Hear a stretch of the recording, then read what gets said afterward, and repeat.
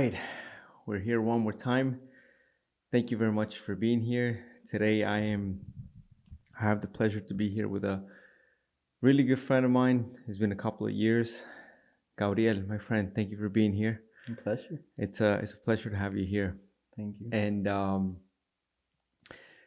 so my wife has been talking to me about this time with you here in the podcast, and she's been talking to me about your testimony and how you met your wife, and particularly how you were thinking about maybe becoming a priest.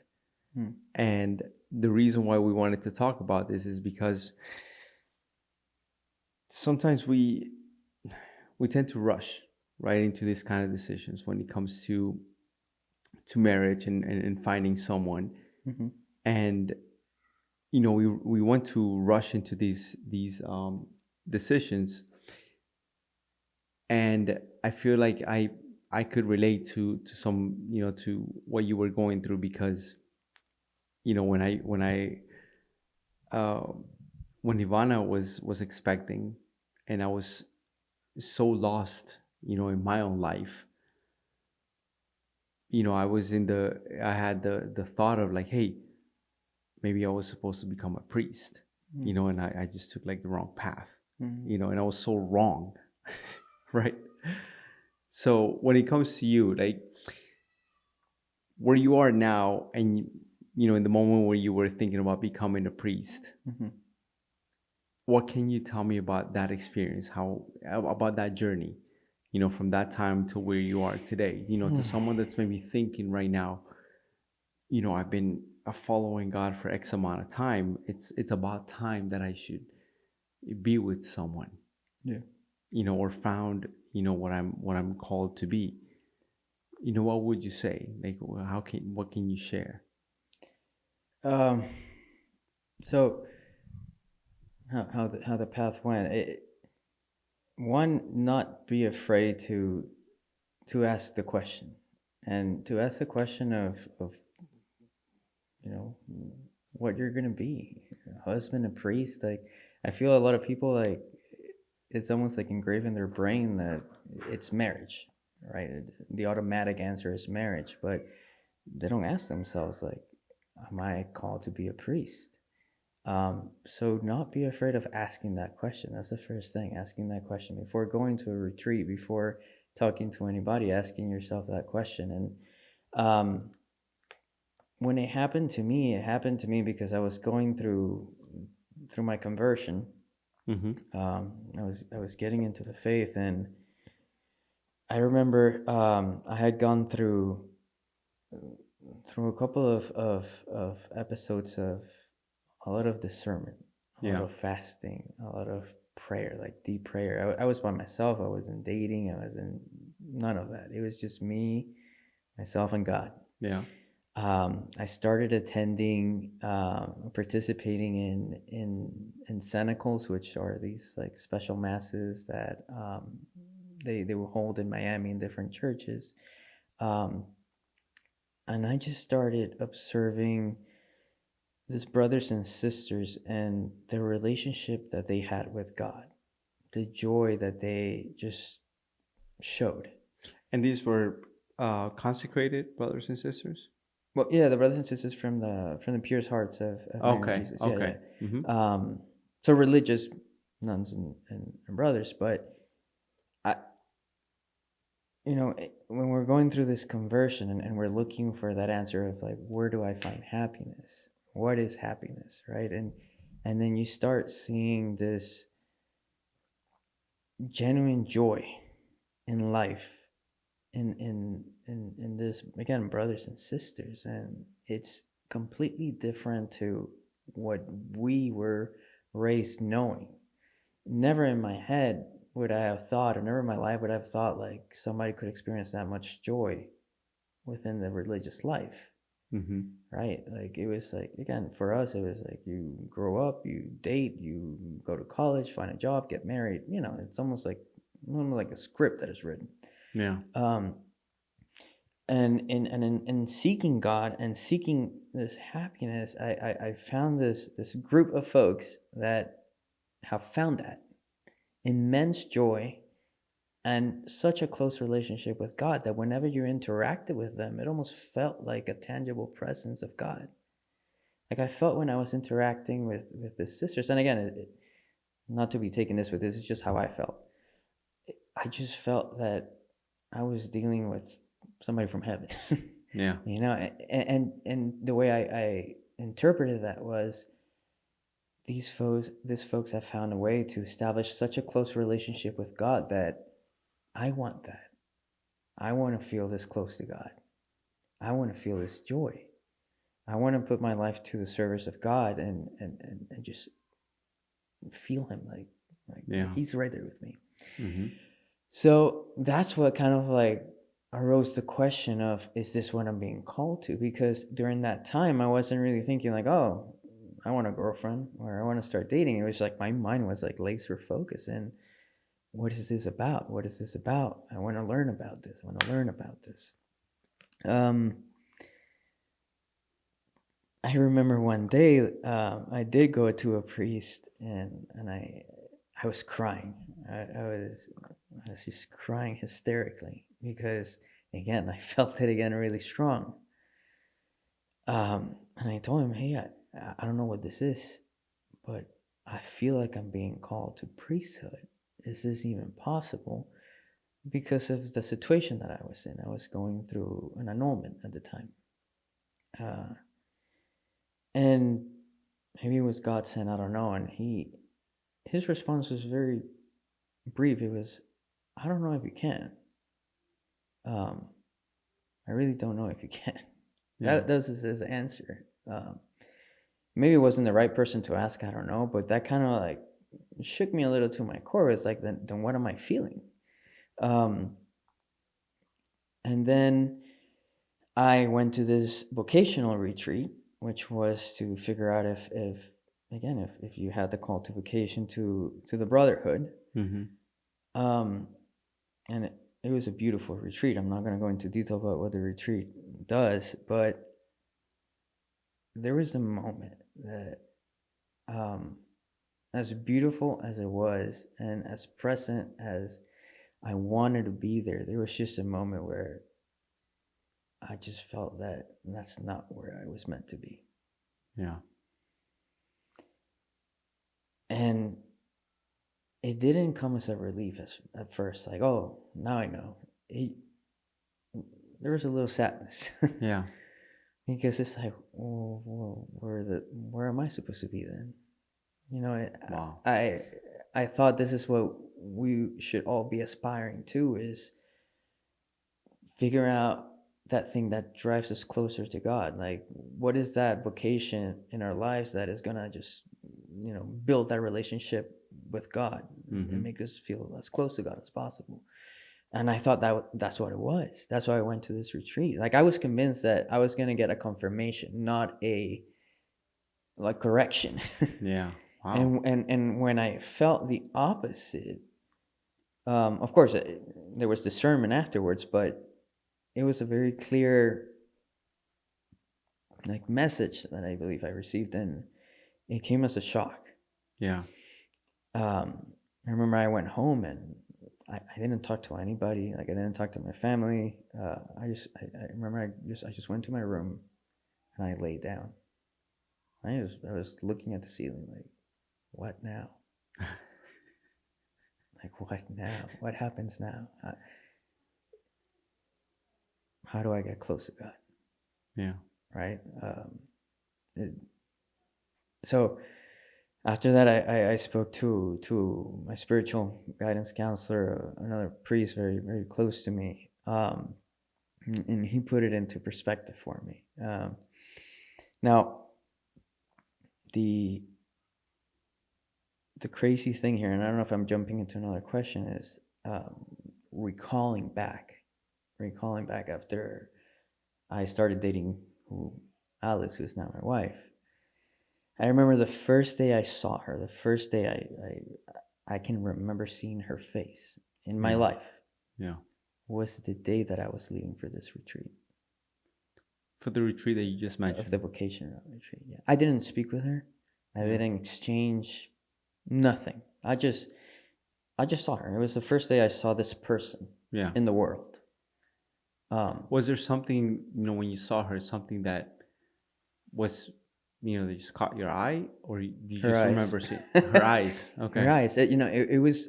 I think we were going through COVID time, and we were still like using the mask and all of that stuff. So the only thing I was able to see from this girl was her eyes.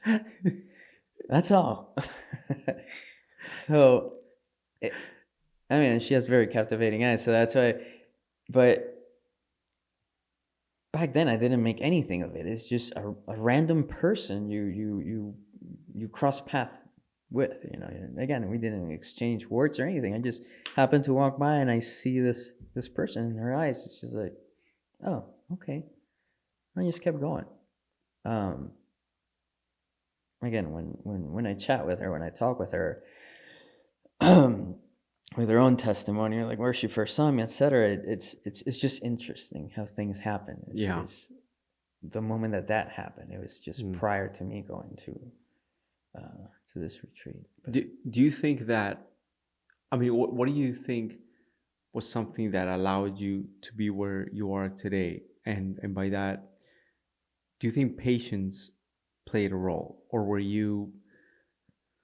And the reason why I'm asking is because I think we rush into things yeah, sometimes. And coming from my own testimony, which I'll share with you shortly, I think what really made the difference in my life to where I am today, it's simply because I decided to be patient and not rush into something.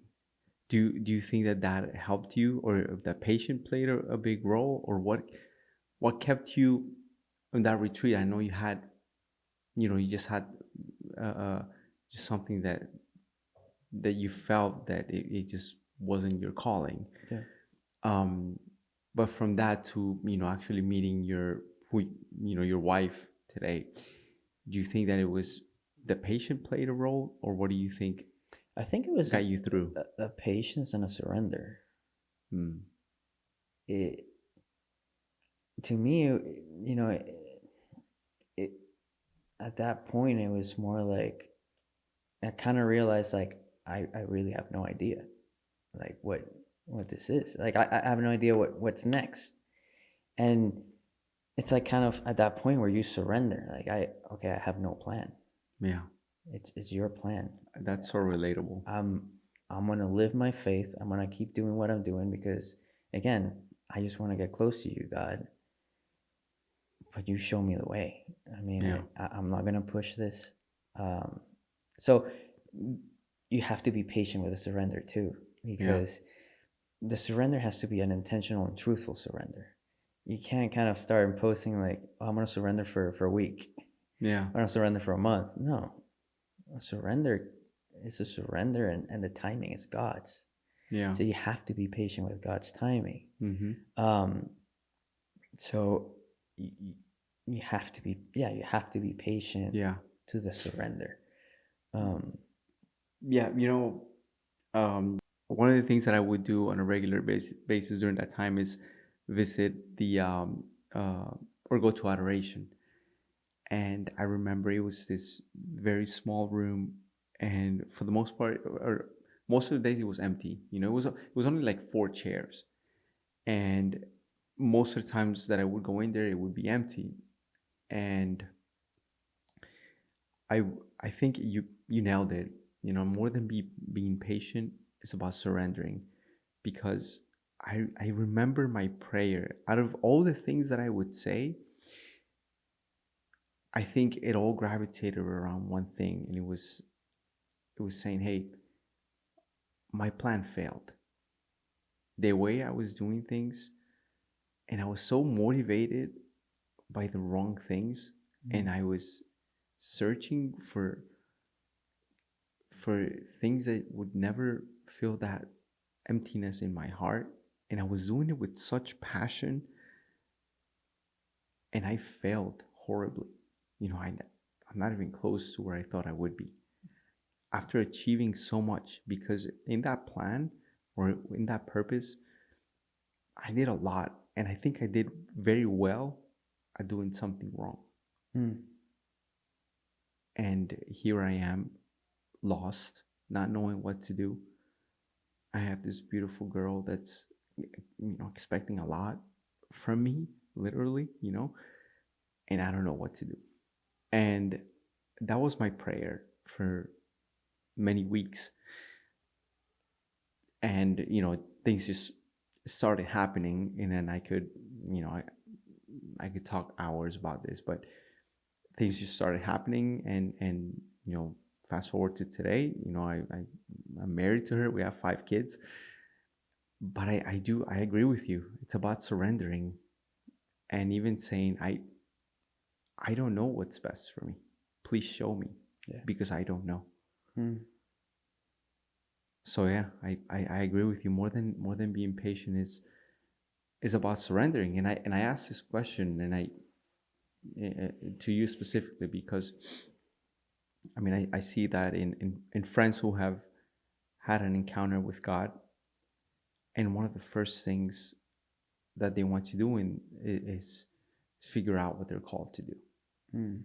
especially in their vocation, being a priest, or a religious sister, or finding someone to marry.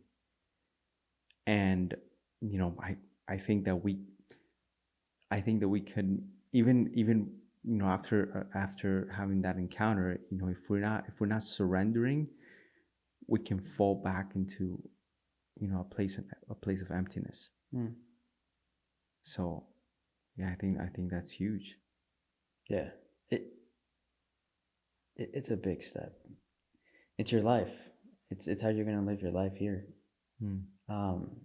And being on the in the right vocation is what I think it's gonna play a big impact on how you live your life, how you experience your life.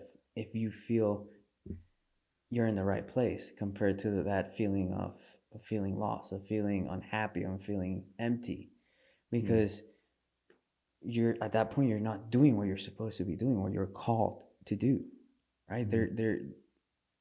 There's this will from God, right? Mm-hmm. But He loves you so much that He's gonna give you the liberty to choose it. Yeah. But at the end of the day, like in His perfect design, He knows what's best. Yeah. So you want to get in tune with that. At the end of the day, you're gonna have the choice. Yeah. You can say yes, you can say no. But it's so important to find out what this is. And one is to surrender that, okay, I accept that I might be wrong in what I'm thinking it is. But just like you're saying, the patience of there's a building process for each vocation. You might finally come to terms, or you might finally understand that you're called to marriage, but are you ready to be a husband? Mm. And that's where you have to be patient. There you go. Right? Because you're not gonna get, okay, I'm sure my vocation is marriage, and start dating, back and forth. Yeah. No. Now comes the patience of one, building yourself through God, through your faith, to become that man for the woman that you're about to marry, right? And then recognizing the woman that is going to be your partner for life. Yeah. So I think, again, like you said, patience plays a key role, because there is a process. It doesn't just happen overnight. When you finally find your vocation, there's like a process of preparation. And like you're saying, we spent so many years doing it wrong, and then when we finally wanted to do it right, we wanted to do it right, and for it to happen in a month, it's like, hey, you spent 20 years, 30 years doing it your way. Be a little more patient with me. Yeah. I need to work with you. I need to work on you. We need to work together. I mean, there's a God like working with you so I can build you, so you can live out your vocation the way you're supposed to. Yeah. Because even if let's say you and I are called to the vocation of marriage, we could live that vocation the wrong way, Absolutely. right? We could screw it up. Yeah. So, but like what you're saying, that patience also comes in the process of getting ready for that vocation, becoming the best you can be for the moment when you walk in. I mean, and the growth continues, like we're constantly growing, right? Yeah. We're constantly learning. But when you step into that vocation, you want to be as ready as you can possibly be. Yeah. So, Yep. And I'm a big fan of Dynamic Catholic, which I'm sure you've heard of. And Matthew Kelly, the founder, I read a lot about. I really like to read books that he talks about himself a lot, right? And I remember reading something he wrote about himself. When he had this encounter with Jesus and he was walking in faith, and he said, I think I'm called to be a priest. And and he I don't know exactly how far he got into it, but he got to the point of being sitting down in front of someone who would recommend him to be a priest or not. I don't know exactly how the process goes, but he was at that point. And this priest said, I can't recommend you. I can't. I don't think that's your calling. And he says that he left very upset at, especially at God. I'm assuming, what do you mean I'm not called to be a priest? Like we hear that the church needs priests, and I'm here offering myself, and you say no. Like what's going on? But then obviously he got over that. But now he's married. I think he's got 5 kids, and then he came up with Dynamic Catholic, which has changed lives of so many people and continues, to re-energize the Catholic Church in America and in the world. So I think it's also, when it comes to surrendering, we have to be open to that we were thinking that we were going to do or be. Maybe the answer is no. Yeah. Maybe the answer is no. And how do we take that? How do we take that no? Will I accept what you're telling me, or should I just find my own way to do it simply because it's not what I wanted? There's this religious sister. She's from Ecuador, Hermana Glenda. Do you know her? Okay. She talks about something similar. She says that she had this boyfriend, and some, I don't know if this was in a retreat or exactly how, but she felt God's calling. She felt God calling her to be a religious sister, and she was so against that idea. She says, I remember the day I called up, I called my boyfriend, and I said, let's go out, and we were out somewhere, maybe I don't know exactly where they went, but she was like, dance with me and kiss me, and it, no, I don't want to be a religious sister. And then look, who she is today, and the amount of people that she has been able to reach, from her vocation. So patience, surrender, and being open to God having something different for you. That at the time may not seem like it's something that you wanted, but it's going to fill that emptiness in a way that you never thought it would. Whatever it is, maybe you think you're meant to have many kids, and maybe God is calling you to be a priest. Or the opposite, you've always felt like God has called you to be a priest, but He has a beautiful husband or wife there waiting for you to have many kids with. That's true. It's an interesting conversation now that we're talking about this, because we're talking about all these folks that maybe wanted to become priests, and then they ended up getting married. I think to me is arising now the question of, how does the world see marriage? Like why do we, when we're contemplating getting as close as possible to God, why don't we see marriage as like the the option. Yeah. Does that make sense? Of course. Like, I mean, the priesthood is the priesthood. Nobody's Right. gonna question that at all. Yeah. No, that's not what I'm doing. But it's like, which what happened to me is like, in my mind is like, if I want to get this close to God, if I want to feel this joy, this presence, it's through this pathway. Yeah. It didn't come to mind like, oh, this can happen in marriage too. Yeah. So I think that, you know, what do we have to do to like Yeah. make sure that the world understands the sanctity in marriage? Like, Yeah. I mean, now I can talk about it because I've experienced it with my wife, and now that I'm a father too, it's like, whoa, like God is in all of this. Yeah. Like I feel the presence of God is like it's Yeah. right there, but back then it didn't cross my mind that it could That be. is interesting. Yeah. Yeah. We think that in order to be closer to God, we need to become priests Yeah. or religious sisters. That is a good point. And yeah, we would be mistaken because I think vocation is more about the pathway to that holiness. Mm-hmm. You know, to sanctify your soul. There's a path for you, and it could be priesthood, or having a religious, being a religious sister, or marriage. Yeah. It's being a priest doesn't make you any holier than being a husband. It's just a path that God has laid out for you to become a saint, because that is everyone's vocation. Yeah. If someone's wondering what my vocation is, well, let's start with what we know. You're called to be a saint. Yeah. Let's start with that, and let's start working on that before we start thinking about, am I called to be a priest, or am I called to be husband or wife? I am called to be a saint, and let me start working on that.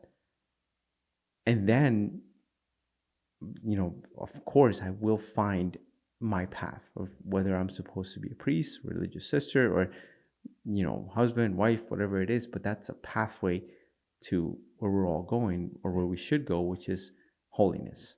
Mm-hmm. But I agree with you. Yeah, being a priest is not. It's not that I'm going to be closer to God, or if I'm married, I'm going to be, halfway there. Yeah. Which, maybe, it's time to, I think, like, not redefine, but establish the true definition of marriage. Yeah. To put out there what marriage really is and how it's supposed to look like, and kind of start erasing what the world has made out of marriage, Mm-hmm. which sometimes the world takes marriage as a joke. And yeah. It's a sacrament, it's exactly, it's a sacrament. You know what I mean? Yeah. Well, I think marriage is the best thing that's ever happened to me, and I can say that, from my heart.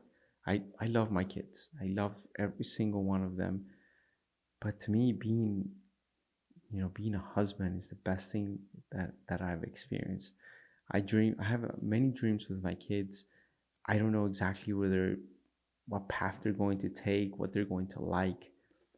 But there's one thing that I know for sure, and it's that I want to be with my wife. Once my kids are here, I'm still I love being with my wife and with my kids. Once my kids are gone, I want to be with my wife. And that's the way I see my life. I don't see it in any other way. So I think marriage has been the best thing that's ever happened to me. As much as a priest could say that priesthood is the best thing that's ever happened to them. And even if they have to go through, difficulties in their calling, which I'm sure we all do. Yeah. Even in marriage. Yeah. I think all the jokes come from that. It's hard. Yeah. It's not hard. I mean, I spent, I'm not much into social media, but the one time I log on to Instagram and I start looking at reels, and it's just a bunch of husbands, making jokes of marriage, and they're very relatable. It is what it is. But I think it's, if I have a chance of being a saint, it's through my wife, 100%. Yeah. I, and that's what I think we come to realize after is what a beautiful path to have this person next to me doing everything she can to help me achieve sainthood. Yeah, She doesn't have to do it, but she's willing to do it. She's sacrificing yeah, herself to do it. So I can hopefully one day reach heaven. And then it's like the same, vice versa, is yeah, my job. I mean, apart from providing food for the table, is I want to make sure this woman like reaches heaven. yeah, That's the end goal. The end goal for all of us Christians, I mean, is heaven. At the end of the day, like no matter what we're doing on the earth, our end goal should always be heaven. What we say, what we do, what we not do, what we tell somebody, how we look at somebody, it should be heaven, yeah, right? So we were giving now the blessing and the gift go through this long path, short, but it feels long while we're here with the person next to us. yeah, I think about it because, some vocations can sometimes the person is by themselves or they can feel alone. yeah, We in marriage were given the blessing to hopefully achieve this sainthood and go to heaven with a person right next to us, pushing us and picking us up and redirecting us. It's almost like we have our own guidance there, attached to our hip. yeah, And like now, when you see it, it's like that's a blessing. And I'm sure you have too, is through marriage and fatherhood, you get to know God in a different way. Like there are things about God that I didn't understand, and I mean I'm not gonna say that I'm now the all wise, I understand everything, but like through fatherhood, like it's like, oh, now I understand when He corrects. Now I understand, I see my child doing something that I know can hurt him, and it's like, how does God feel at that moment that He's just looking at His children like making the wrong choice? When you put it into perspective, you have this all lovable God that keeps just looking at us, and it's like all He wants is for you to experience joy and happiness and to go back to Him, and that's what you want for your children. You want the best for your children. So you start experiencing and getting to know God in a different way. Back then I didn't know that was possible. So that's what I'm talking about. Like when people, like, how do people know, what do people know about marriage? yeah, I didn't know this. I didn't know I was going to experience this. And to me, it's been such a blessing because I feel, again, it has brought me closer to God because my faith has grown because I've gotten to understand God in a different way, in a new way. So, I mean, I don't know. Yeah, well, I met you a few years back, playing soccer, and your life was very different. I don't even think at that point you had met your wife, right? Yeah. So to have, I remember you telling me, stories about, back then, in the middle of, and now, hey, my wife is pregnant. And that, I think that's a beautiful testimony, and I'm very grateful to have you as my friend, as someone I look up to, and that I get to spend quality time with, and I truly appreciate you being here and sharing your story with me. Truly appreciate it, man. Thank you so much. Thank you so much for having me. It's been Of a course, pleasure, man. of course, and thank you for being here. We'll see you guys next time.